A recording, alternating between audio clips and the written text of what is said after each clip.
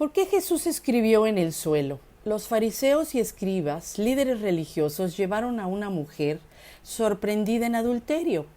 Esto ocurrió durante la fiesta de los tabernáculos. La pregunta a Jesús fue si debía ser apedreada o no. Le dijeron: Maestro, esta mujer ha sido sorprendida en pleno acto de adulterio. En la ley de Moisés se nos ordena apedrear a tales mujeres hasta la muerte. Entonces, ¿qué dices tú? ¿Qué debemos hacer con ella? ¿Cuál es tu sentencia? Juan 8:45. La pregunta planteada en este verso está en línea con la ley de Moisés, pero si Jesús decía sí, parecería que estaba desafiando la ley romana, que no permitía a los judíos ejecutar a alguien. Si decía no, parecería que iba en contra de las leyes de Moisés. Facilitando acusar a Jesús era una trampa evidente. Imagina nada más encontrarte una situación como la de Jesús, enfrentándote a una pregunta que no admite ni un sí ni un no. ¿Cuál crees que habría sido la mejor manera de manejar la situación?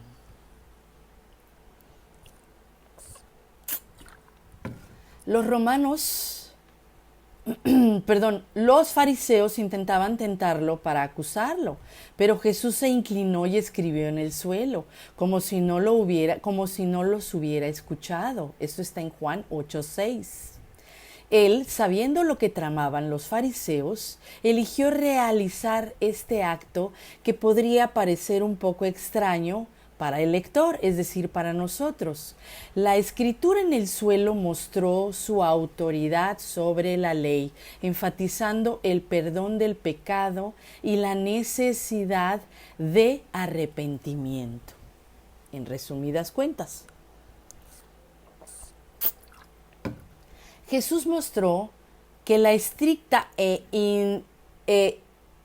inflexible interpretación de la ley de Moisés por parte de los fariseos carecía de los elementos esenciales de la misericordia y de la comprensión, exponiendo sus efectos, o más bien sus defectos y limitaciones, pues para ellos y contra ellos. En esta historia Jesús aborda el tema del pecado, el juicio y el perdón. En su respuesta a los acusadores, él resalta la idea de que nadie está libre de pecado y nadie tiene el derecho de condenar a otros. Ante la trampa de los fariseos, Jesús respondió: el que esté libre de pecado entre ustedes, que sea el primero en arrojarle la piedra. Esto está en Juan 8:7. Al escuchar esto, los acusadores pues comenzaron a retirarse uno por uno. Primero los más ancianos, hasta que después quedó nada más Jesús y la mujer en medio de la multitud.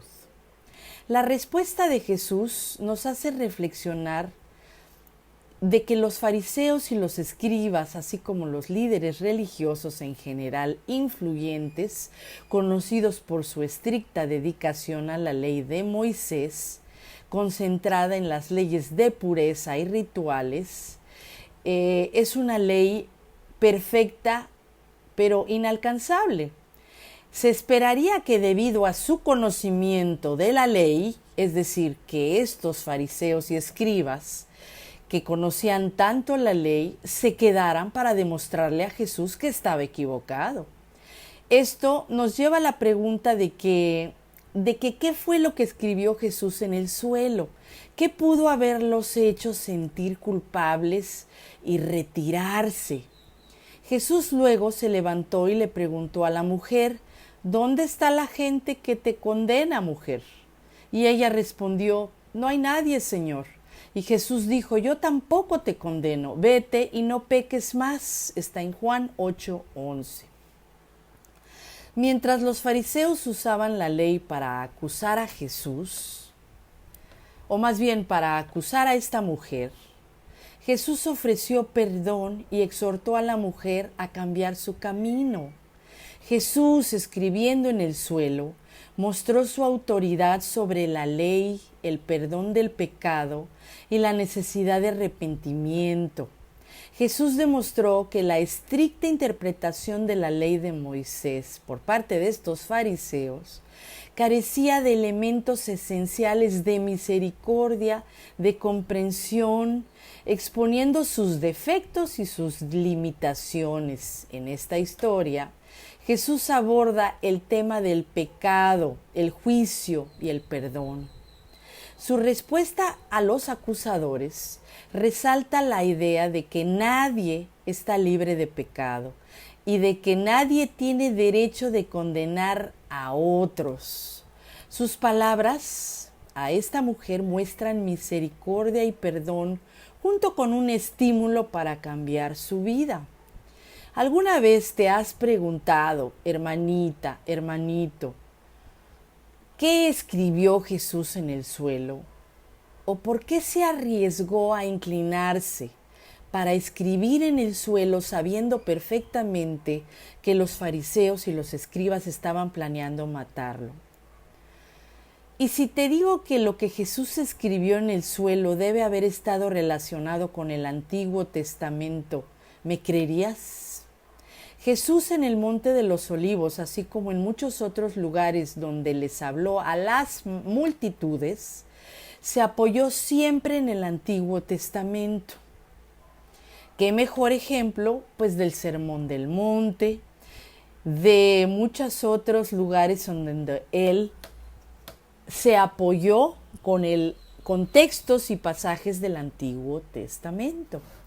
La expresión del perdón de pecado estaba presente en el ministerio de Jesús, a diferencia de organizaciones como la Watchtower, que basa sus enseñanzas a menudo citando partes de su literatura como sus revistas La Atalaya, La Despertad, como libros, como material didáctico eclesiástico que ellos mismos producen y que ellos mismos hacen que la gente escuche, que lea y que siga estos consejos, estas enseñanzas. Es una ley estricta, sin misericordia. Ellos expulsan, señalan, explotan, alejan, separan a las personas de sus mismos hermanos espirituales, de sus mismas familias. La expresión perdón y pecado está siempre presente en el ministerio de Jesús, en el cual, según la tradición judía, solo Dios podía perdonar los pecados. El acto de que Jesús perdonara pecados era una afirmación directa de su autoridad divina y era considerada blasfemia por los fariseos y los líderes religiosos. Vemos similitudes en acción relacionada con la ley de Moisés y con la ley de esta organización que quita a Jesús. Debido a la impaciencia de los israelitas, ellos adoraron al becerro de oro, lo que llevó a la ira de Dios y a pedirle Moisés a Dios que por favor les perdonara y que no los destruyera. Moisés luego le rogó a Dios en el nombre del pueblo, y Dios, que es misericordioso y que perdona, renovó esta alianza, hizo un segundo conjunto de mandamientos. Esta vez le dijo a Moisés que tallara los 10 mandamientos, mientras le decía que escribiera. Esto lo escribió Moisés por el dedo de Dios. Aquí vemos una similitud cuando Jesús escribió en el suelo. ¿Crees que Jesús escribió los pecados de cada uno de sus acusadores? Como muchos afirman entender, porque Jesús escribió en el suelo, podríamos hablar del libro de Jeremías. En Jeremías 17:13 habla de una mezcla de profecías y de advertencias, de reflexiones, porque el pueblo de Judá había pecado contra Dios. Y según la descripción de sus pecados en la Biblia, era tan grave que tenía que ser escrito con hierro o con una punta de diamante grabado profundamente en sus corazones.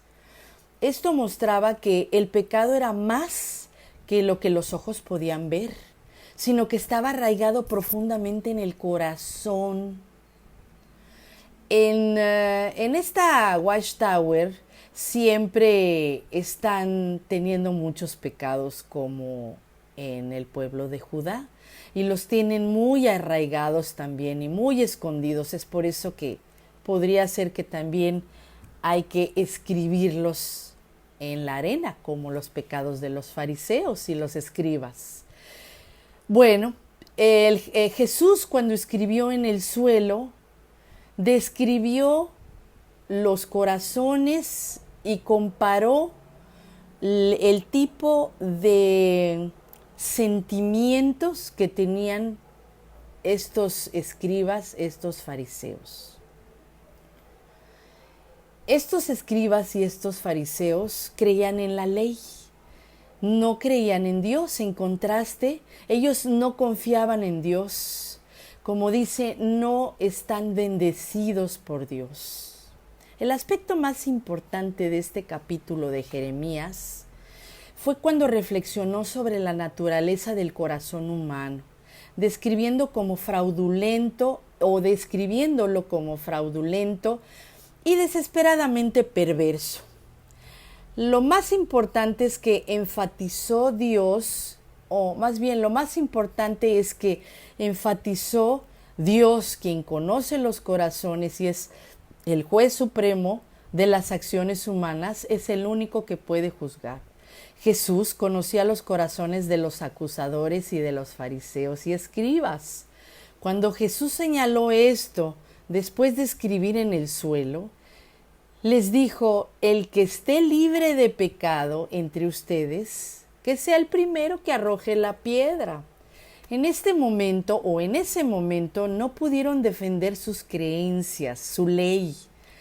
¿Significa esto que lo que Jesús escribió en el suelo fue el pensamiento de los corazones de los fariseos?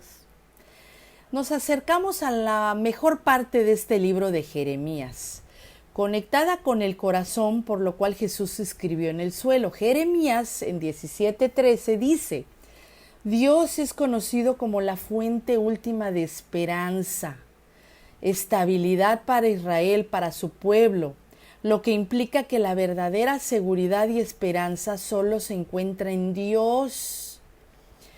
Pero este verso o este versículo también advierte que aquellos que abandonen a Dios enfrentarán consecuencias.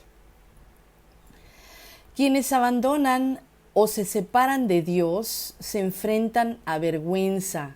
No solamente se sentirán avergonzados, sino que también experimentarán una sensación más profunda de pérdida y de fracaso, porque dan la espalda a la verdadera fuente de vida, rigiéndose solo por sus propias leyes, como lo hace la Watchtower.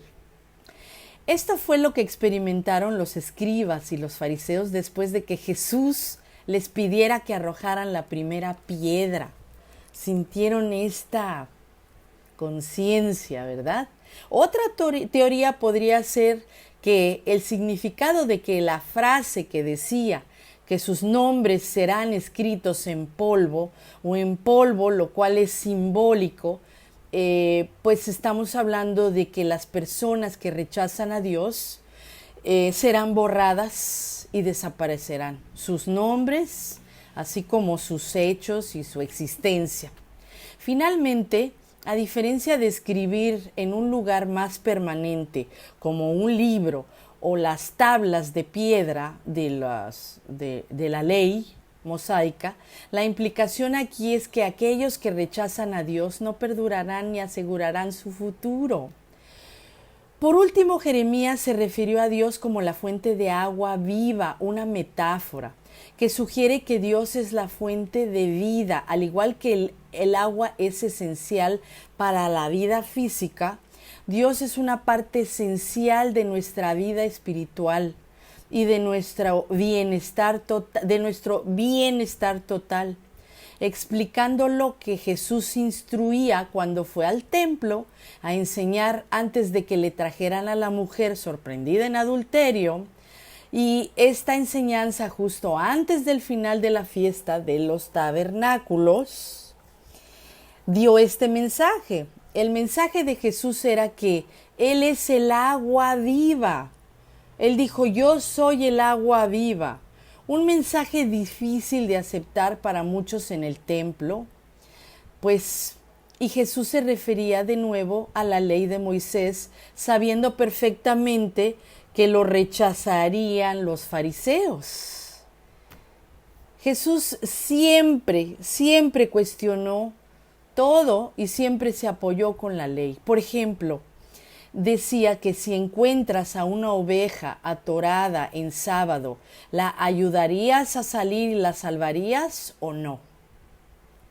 Es uno de los tantos ejemplos en donde él se apoyaba en la ley. Hay muchas discusiones sobre qué fue exactamente lo que escribió Jesús en el suelo.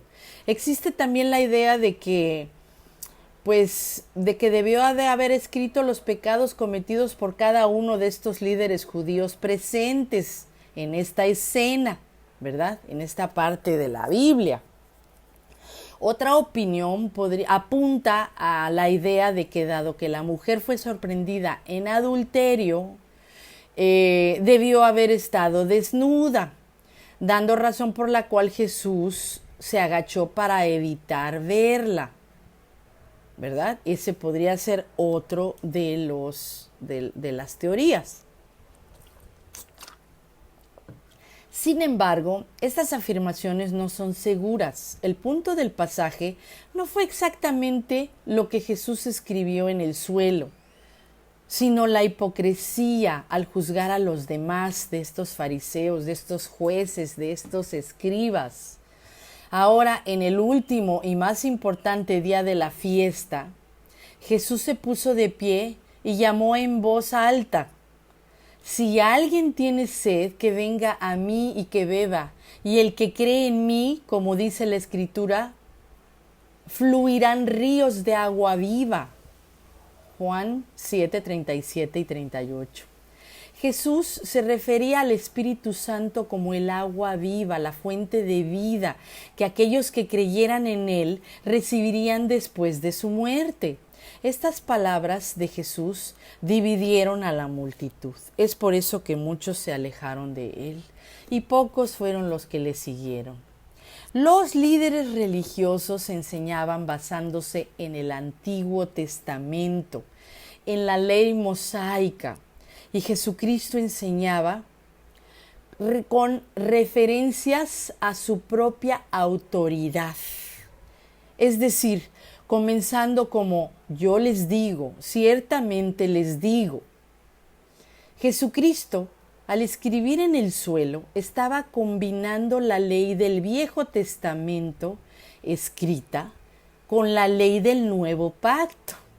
Esta historia es muy bonita y nos enseña las lecciones importantes sobre la autojustificación, la pasión y la verdadera naturaleza de la justicia, que aún son relevantes hoy en día.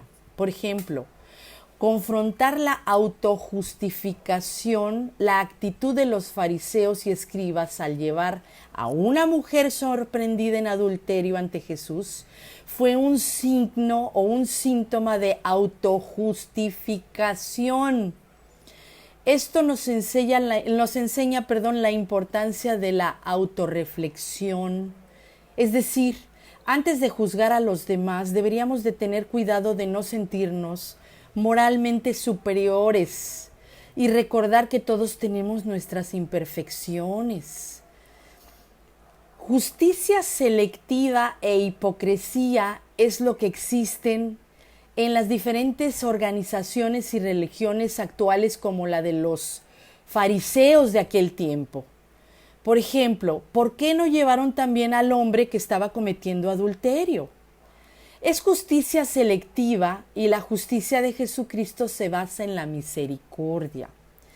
La ley del nuevo pacto está basada en reparar, en sanar, no castigar, en perdonar, en mostrar misericordia, en amar.